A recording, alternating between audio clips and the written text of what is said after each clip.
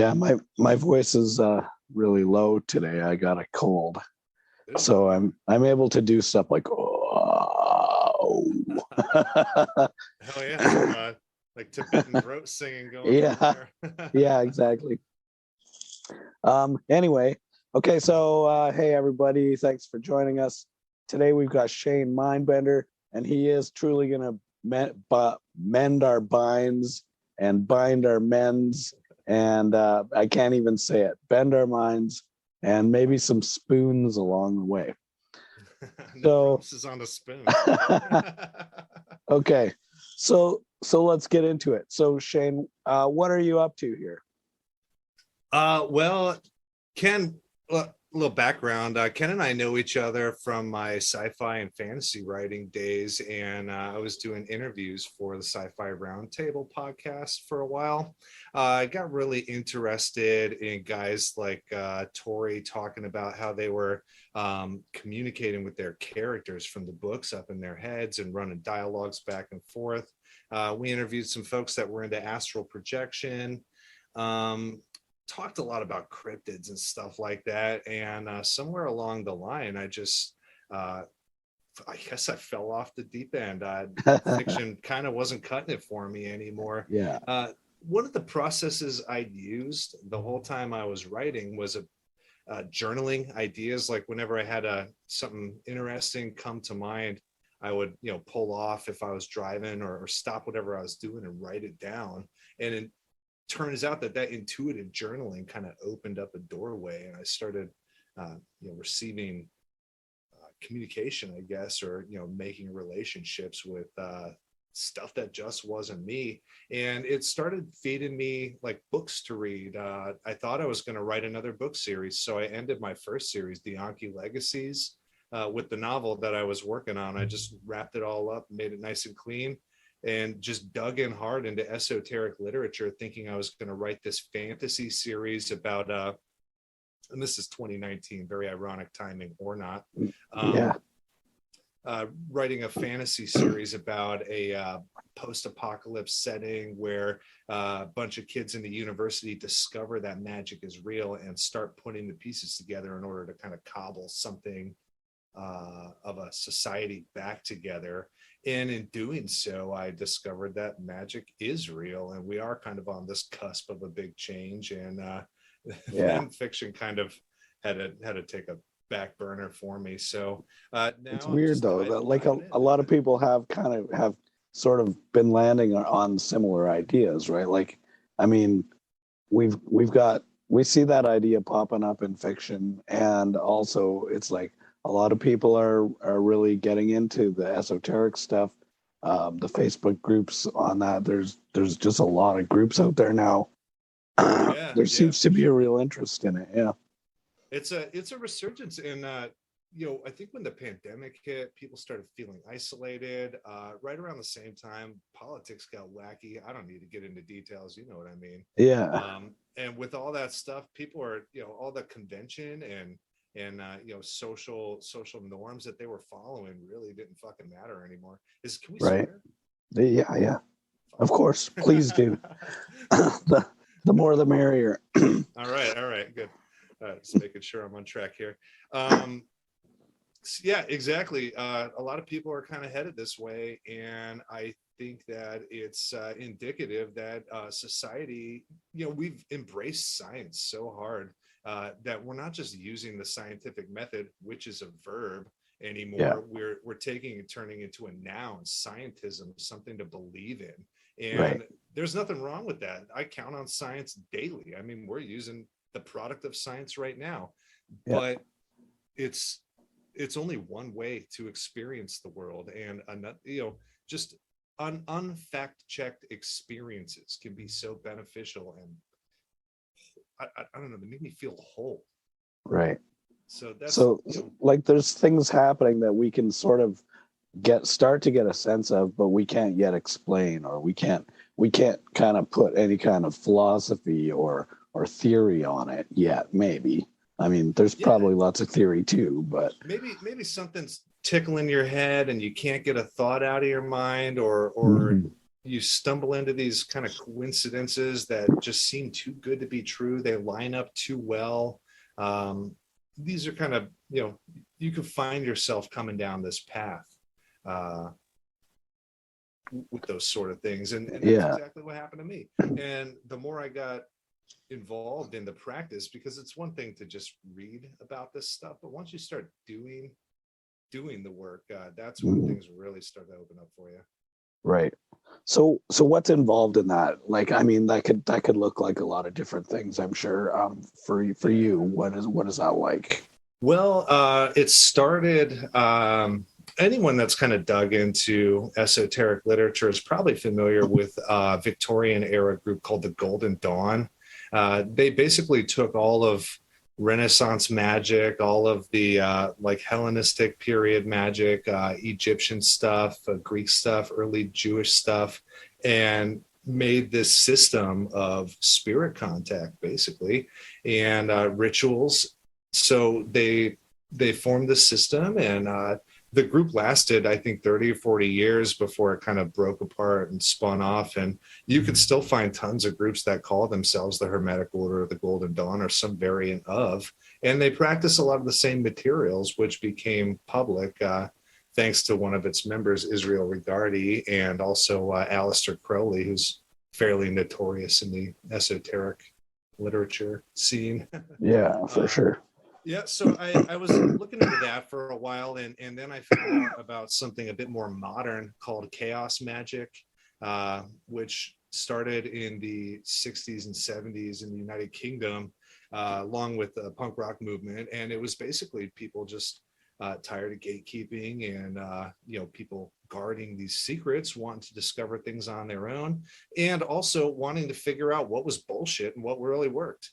So, I've looked into a couple other things here and there, but more or less I'm going at it on my own. And since what I thought was the writer's muse is guiding my path, it's been pretty easy to stumble onto shit that works. Right. Is there a lot of bullshit out there? Yeah, Yeah. for sure. But Yeah. here's the thing, right? It's we're now leaving the belief disbelief vector and entering the experiential vector. So if you can Right. have a transformative experience with bullshit, is it bullshit? Yeah, fair enough. And a lot of it has to do with the fear factor. Like, if you're told that you're not allowed to do something or something's evil or all this stuff, then you're not going to want to try it. But once you kind of break out of that paradigm and you're like, fuck, there's nothing to be afraid of here.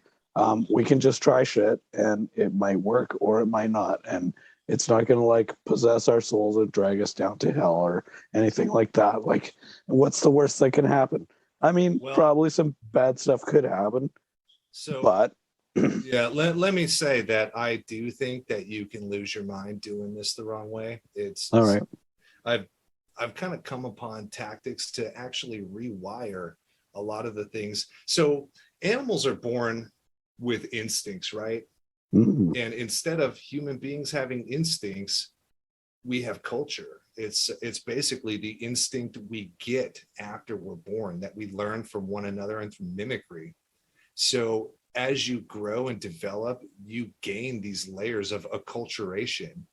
Sometimes it comes in perfect, perfect for your culture anyhow. But sometimes something fucked up happens and you get a bad imprint, right? And this is what triggers are. If people get irrationally angry or upset about things, post-traumatic stress disorder, that is a rewiring of one of your acculturated behaviors, right? So something terrible happened, and now every time you're reminded of it, you get back onto that negative loop. So we have these loops, and they can be good or they can be not so good. And with good magical practice, you can rewire that. If you're not careful about a value system, I, for one, teach a method of establishing your own value system rather than telling people what is important or whatever. So if you carefully guard yourself, and some people refer to it as like your psychic armor or whatever, I look at it more like just a constant reassessment of what's important to you and where you are. with those kind of safety measures in place, it can be pretty safe to fuck around and find out. But I wouldn't go and like summon demons on my first day or anything like that. Yeah. Yeah. Well, okay. So, I mean, in a lot of ways, it's about getting what you ask for, right? So don't ask for stupid shit. Yeah. Get what you want, first off.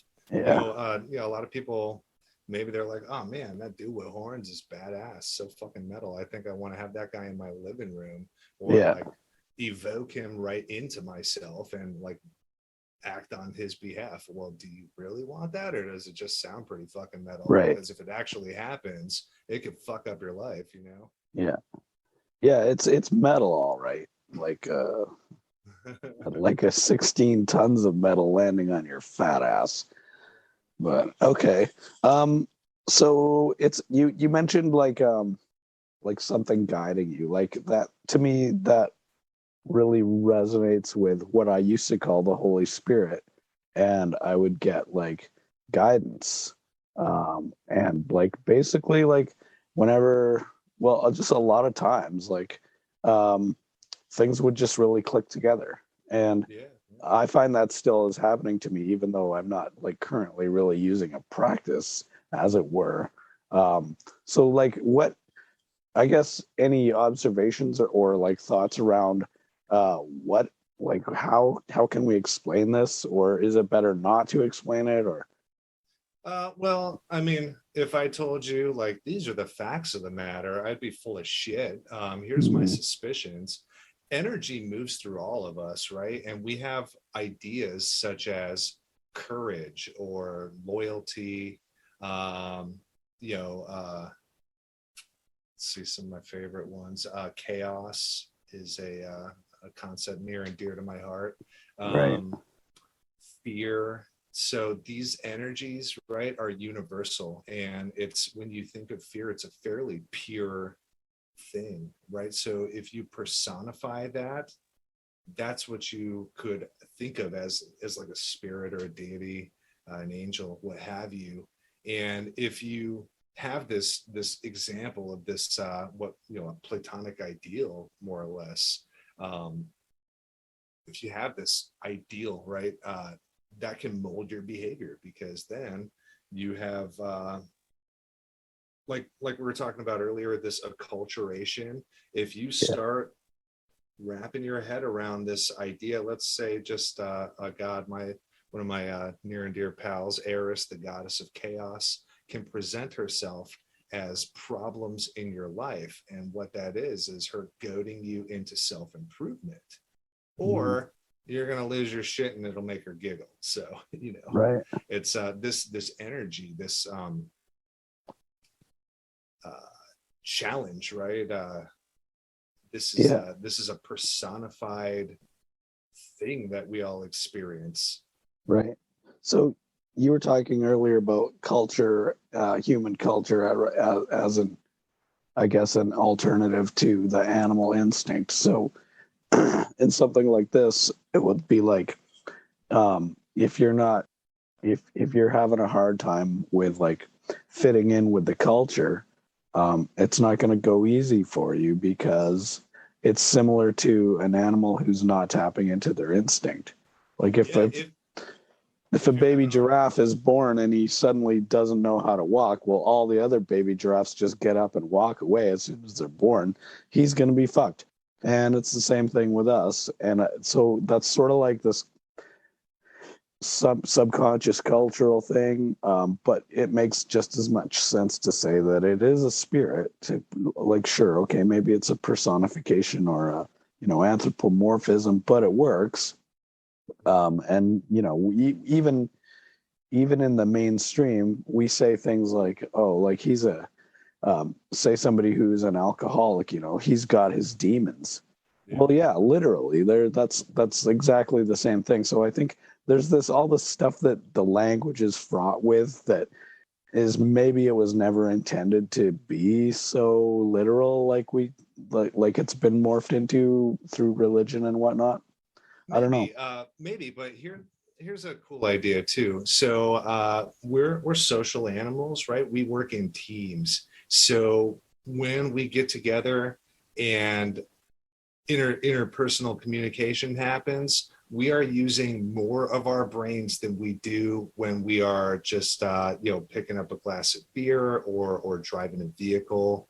When we're with people, our whole mind lights up, everything, both hemispheres are interacting with one another. We're giving it our full attention, looking at all these bodily cues, gestures, facial expressions, the tone of voice, the circumstances surrounding that person. So if you go about all the rest of your life and you have these problems or issues, or even if you want to develop your psychic awareness or your intuition, if you approach things as if they're other people, you are using your full mental faculties instead of just shunting it into a less than human to human interaction. Oh, wow, that's fascinating. So I had no idea. That's my argument to be an animist for a strict materialist. Right. I believe in conscious spirits, but it's like there's always that shred of doubt, and so I like to keep my animism in check with my spooky psychology, right? That way I can behave the same regardless of how I'm feeling that day. Yeah. Okay.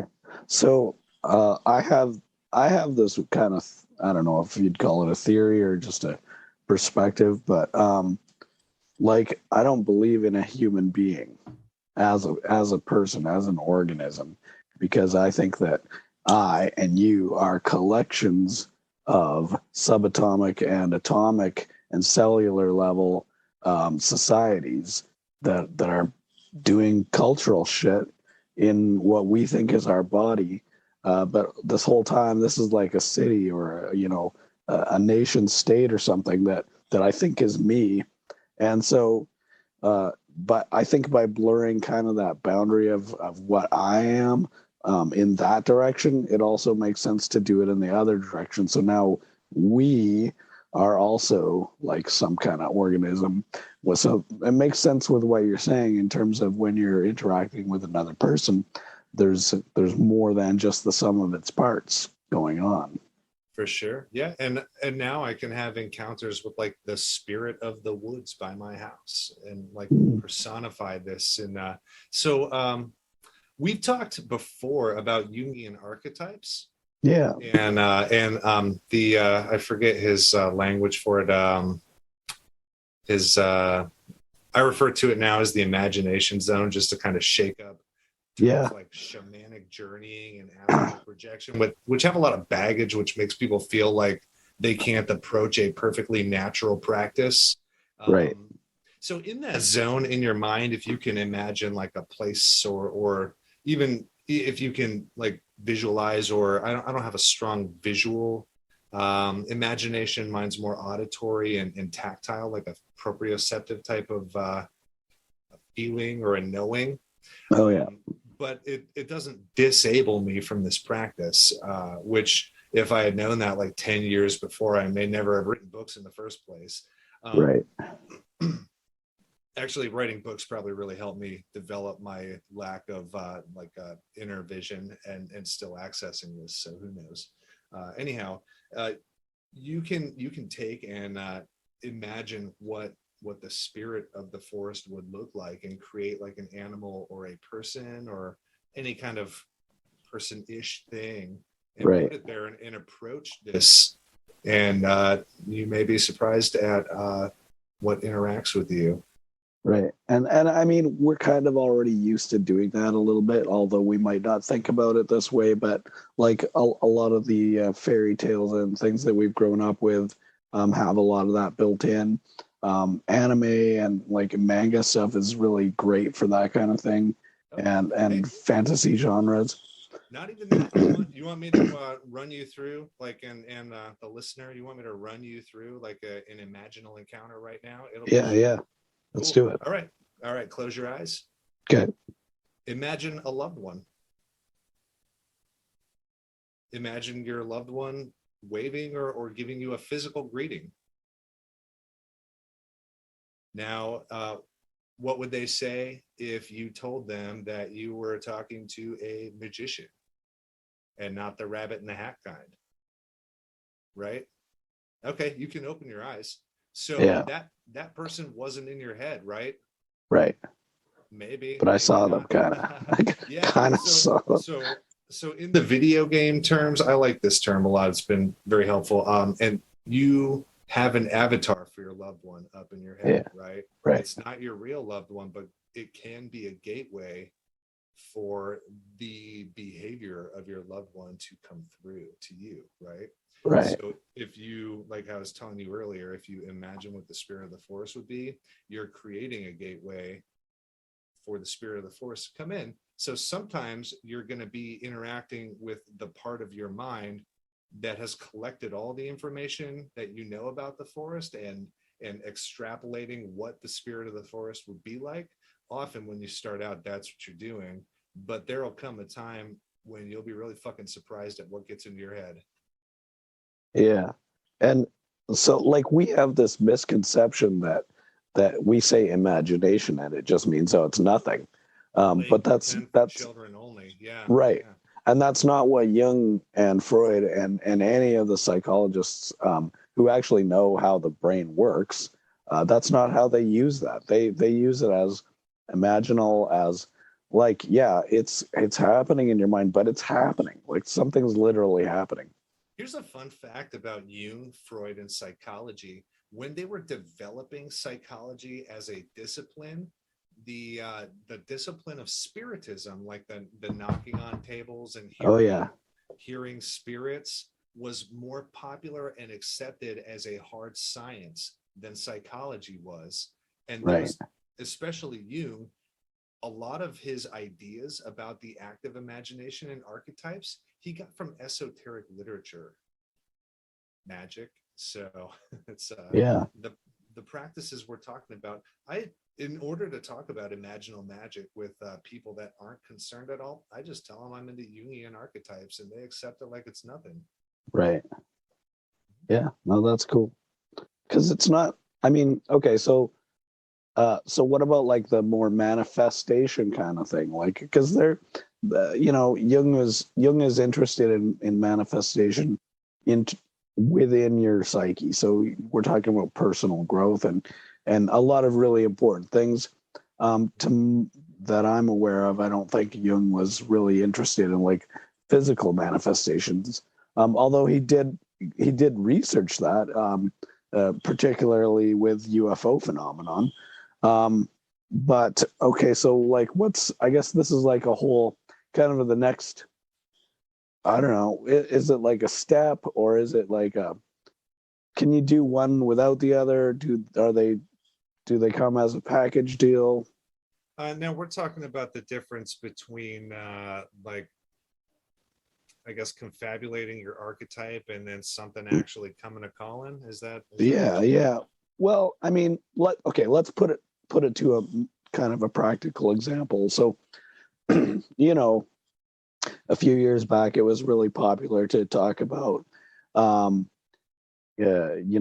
positive thinking and manifesting your destiny, and think and become rich, and Yeah, new all of this thought, kind new of stuff. thought. Yeah, Yeah, yeah, Donald Trump and magic. Yeah, well, not joking. almost, yeah, right. Like, Not joking, man. making America great again. Like, Yeah. I don't know, what was he expecting America to look like?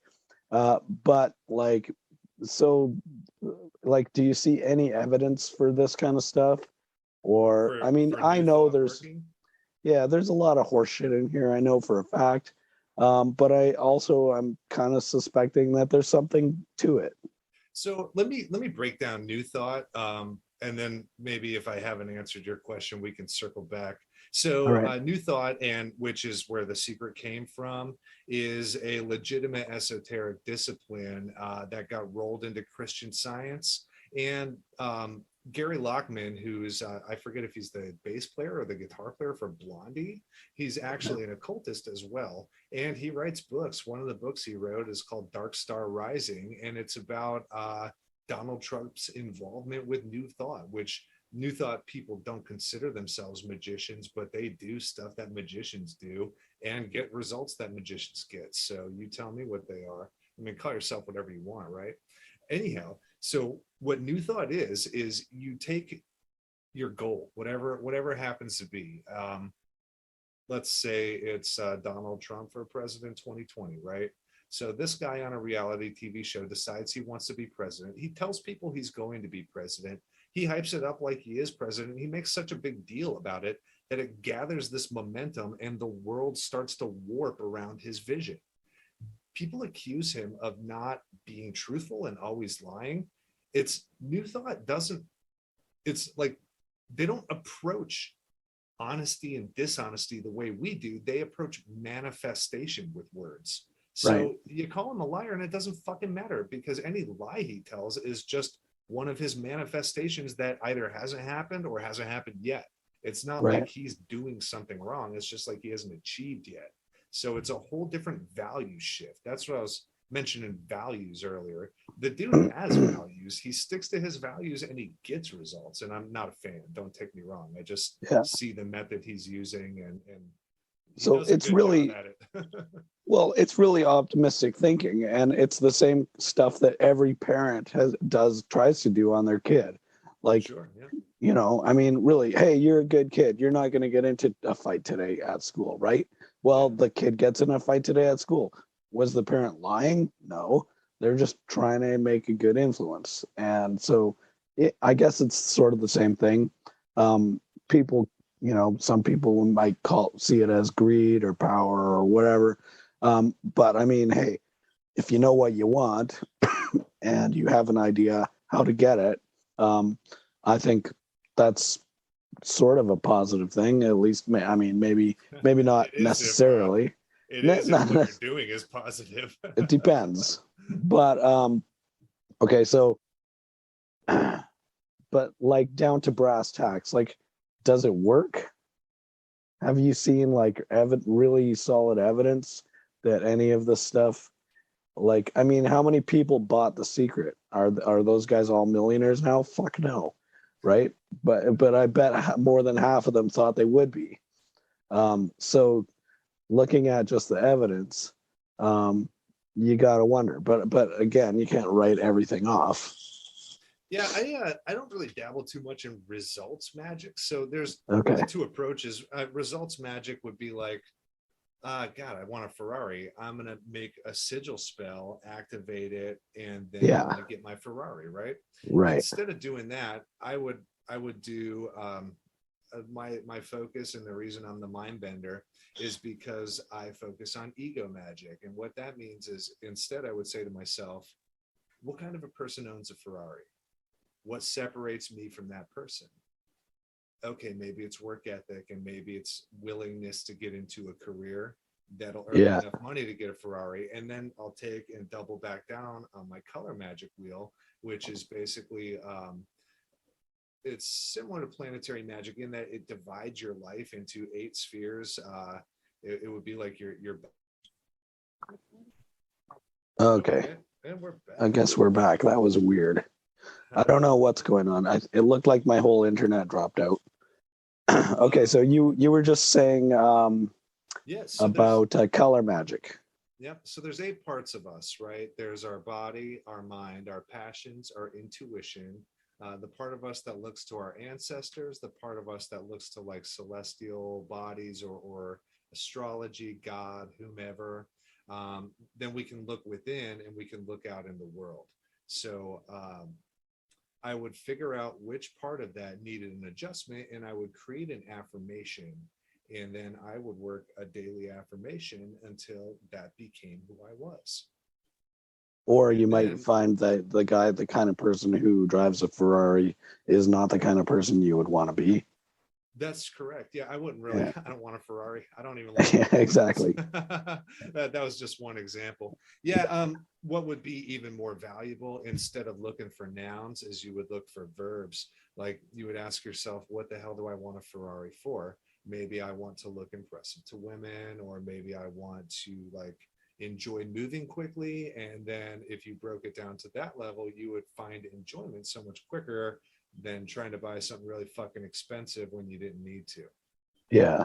So it's that kind of that's the half of it. And then the other part is finding my own like acculturation snafus. Like shit that went wrong during my early life and causes me to be a bit wacky, and then Right. rewriting it.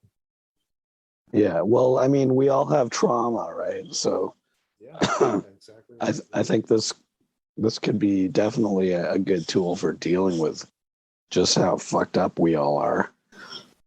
Yeah, yeah, we're all just walking around bags of pathology doing weird shit. Like it's the benefits have been crazy good. Like I mean, right now I'm sipping on a beer, but it's actually a non-alcohol beer. And I used to really enjoy cannabis. I stopped doing that, not because I can't get it or not because it's like whatever. I mean, it's legal here now, but simply because I found that I wanted to be comfortable, and that's why I was going to these things. I had a bit of social anxiety.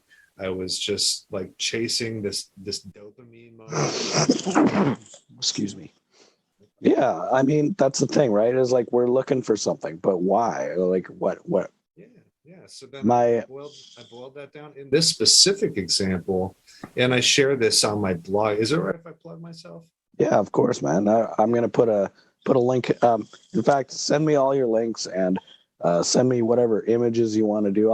I'd like to put a picture of that color wheel thing you were just talking about on here. Oh, cool. Yeah, that's been a bit specialized, but I can cook something. Okay, well, that's cool. I mean, what I mean is send me whatever and I'll get it integrated here.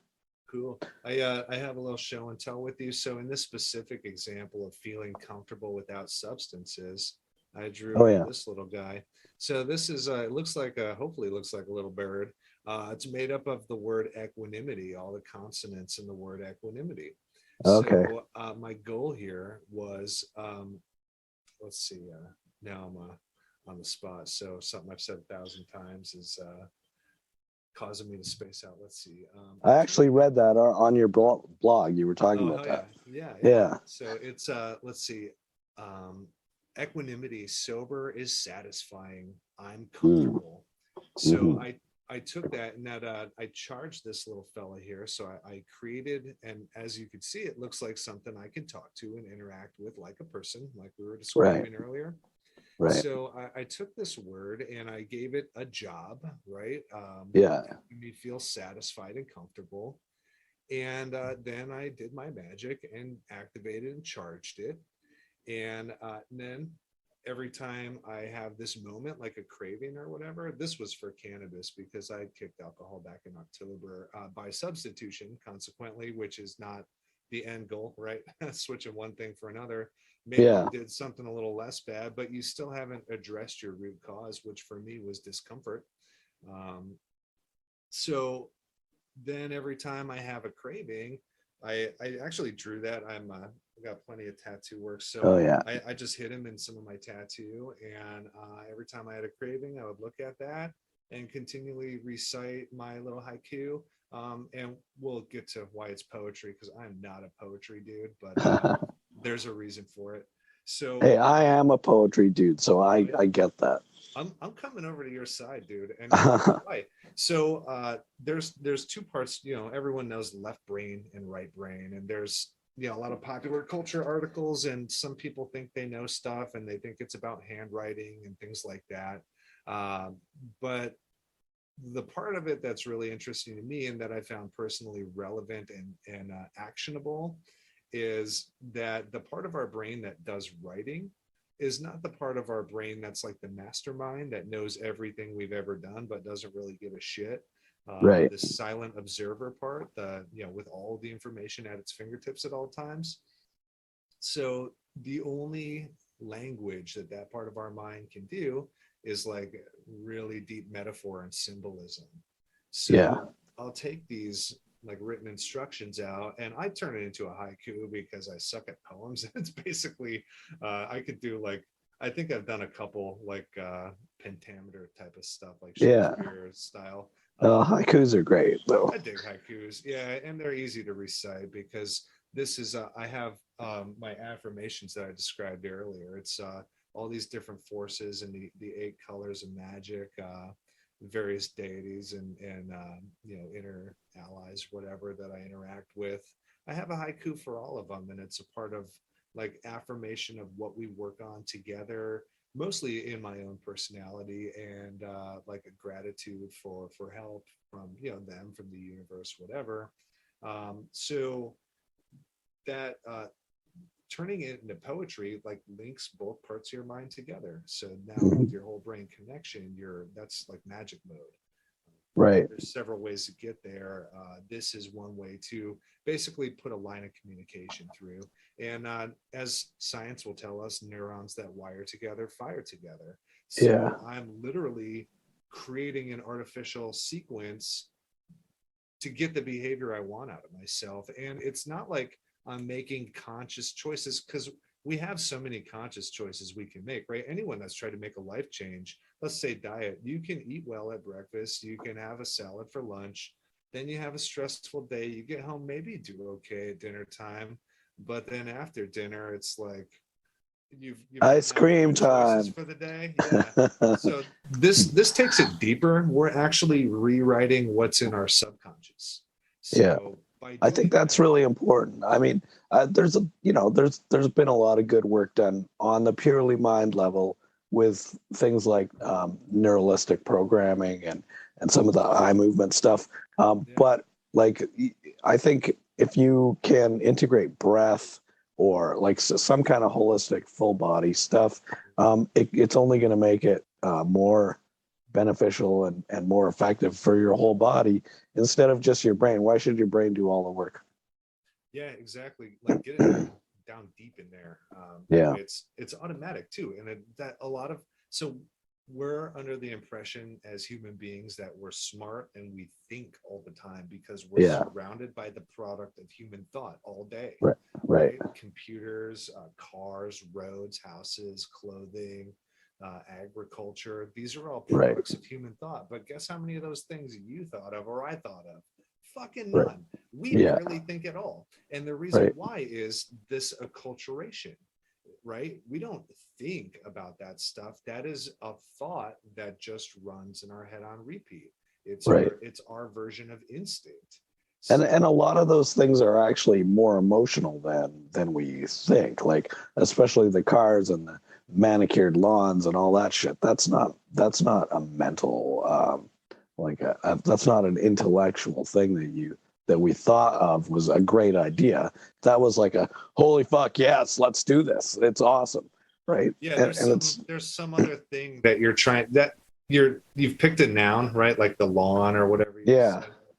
But there's really a verb underneath that, some like feeling you're going for, or like you're exactly right. It's an emotion. So to understand that is the beginning of how you can change that, right? Yeah. Okay, cool. So back to your little bird guy there. He's like, I mean, a lot of people would call that a sigil. Well, a sigil even. So a sigil is like a one-time use thing, and a servitor would be something you want to keep around. I draw them up the same, the Austin Osman spare method. I'm a crude artist, so it's it's literally the letters. Some people have like really sick sigils and servitors, but it's a very plain Jane practice. Yeah, I've seen some that look really cool. Like, oh yeah, you'd want to get a tattoo of that. But like, so I think what struck me about your little guy there is because he looks like a bird, and it reminded me of this is the stuff that the federal government has already been using on us for 70 years, because it's the same as, I think you guys, I'm in Canada, but I think you guys also have Smokey the Bear. Oh yeah, and only you can prevent forest fires. Yeah, and Woodsy Owl. No, that one. Okay, maybe not. I don't know where Woodsy Owl came from. He might have been a Canadian thing, or something that wasn't quite as popular as Smokey the Bear, but he was similar. And these two characters would always show up during Saturday cartoons, and the kids, they were the kids' little friend, and they were there to remind them all the time their little motto, don't pollute, or only you can prevent forest fires. And that's exactly the same. Yeah, right. I mean, it's exactly the same thing as your little bird friend. I mean, sorry, I don't mean to be dismissive, but Like it really, it's like it's a caricature, I guess, of like a simplified like a personal kind of guy that you can like relate saying, to, and he's your using your whole friend. mind because it's a Yeah, person. yeah. And honestly, I think that the ancient Egyptians were doing the same thing, They um, definitely were. with the ideas such as Maat and Tote and Osiris and Horus and all of these guys. I think they're just personified versions of, so that they can tell stories about these kind of conceptual, more abstract concepts like math, especially. Like we use the same word now. We just put a bit of a th on the end, and we call it math. It's the exact same thing. Um, so like that's a genius idea, turning math into your little animated friend that you can tell stories about to your kids. Like, damn. Yeah, and the Mayette story in specific is dope because it's allegory that on the surface looks like it's instructions for passing afterlife trials in order Yeah. to get further instead of just being reincarnated as a person again, Right. moving and eventually like being a star or something like that, right? Um, but if you look closely at it, all the demons or whatever the monsters that you have to face, that's allegorical for the things that you become obsessed with and fixate upon, like habit, right? Like that's what'll pull you back around in your life. Like Yeah. so Mayet and balance, I pronounce it a little different than you do. And you know, Egypt is a dead language, so we Yeah. pronounce it Yeah. a little different, right? There's no correct way, really. That's right. Yeah. So this is all guidance toward equanimity, that you know, the act of being content.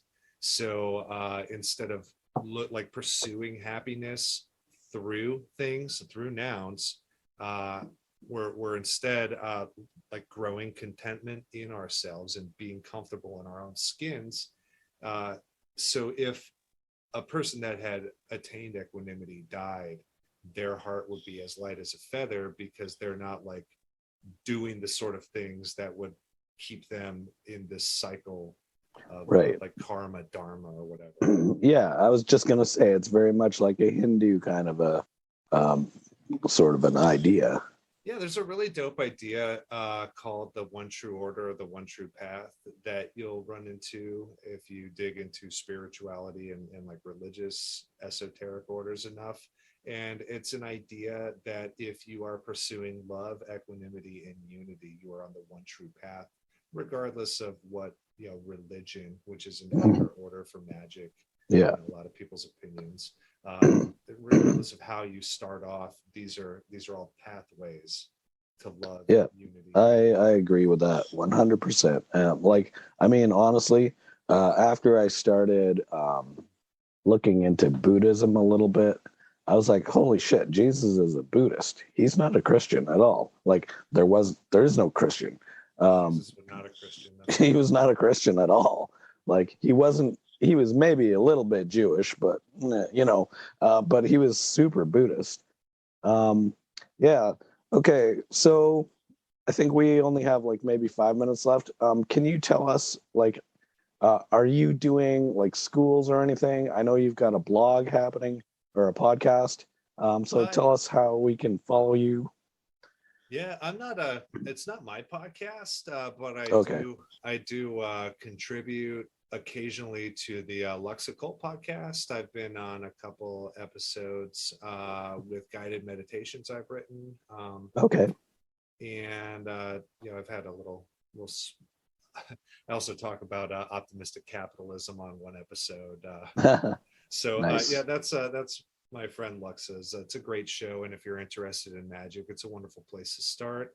I hang out on a Discord server with Luxa from the podcast and other members of the Green Mushroom Council, which is her group, and it's the Faith Blind Council Discord server. So you can find me there, or if you just go to buildingthephilosophers stone.wordpress.com, that's where all my work is, and also a link to my own very, very quiet Discord server that's intended just for intellectual discourse. I want to have debates. I want people to challenge my ideas, tell me I'm full of shit, or tell me my things worked out really well for them. It's all good. Right. So I was actually wanting to ask you about that Discord stuff. So in either one of those channels, like how does that work? It's basically kind of like an open room that you can just pop in and just start chatting. It's forums mostly. Okay. It's just topical forums with threads. You follow that. In mine particularly, I put a pin on every thread. So Okay. So it's shameless similar to kind of promotion like of my Reddit. articles. Yeah, and there is voice chat as well. Yeah. Okay. Yeah, Oh, it's cool. if you're getting social media burnout, it's nice to just take it old school and go right back to like topic only discussion. Yeah, for sure. For Yeah. sure. And well, we do a lot of voice chat over in the Faith Blight Council server. On Friday nights, there's Fungal Friday, which I drop in on as frequently as I can. And it's just like a fellowship and gathering. We tell dick jokes, talk about the magic we're practicing, stuff like that. Yeah. And then we also do an esoteric book club. Right now, we're reading Trickster Makes This World by Lewis Hyde. It follows the trickster myths like Coyote. Yeah. Of course, I'm spacing now. The Monkey King. Raven. Yeah, all those sorts. It's and the impact they've had on society. Sometimes we read like Magic 101 books, which I kind of get bored of because you only need so many paths in, right? Right. But we also read other much more entertaining like periphery shit. Like when I got started, we read Braiding Sweetgrass, which was a person, not like an indigenous Native American person's experience acculturating through the U.S. university system and becoming a biologist.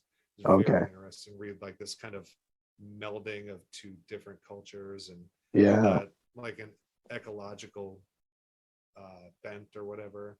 Right. And it's my opinion and my observation that the deeper you get into magic, the more of a environmental conservationist you become. Yeah. Well, how can you not, right? You can't see the power and the wisdom that's in everything around you and then just like abuse it. Like, yeah. And I'd like to, if I got a moment, I'd like to give just one more push toward animism. There's a completely not related to magic at all book called The Secret Life of Trees. There's also a documentary. I have that. It's fucking amazing. Yeah. Like, so trees are people too. Trees are people too. So yeah. Now I'm walking around the woods with a bucket and a little trash claw picking up. And I'll tell you what, if you do want to meet the spirit of the forest, pick up his fucking room for him and he'll probably come out and talk to you. It works for me every time. Wow. So you're out there picking up garbage or just like, what about like deadfall and stuff? You leave that there?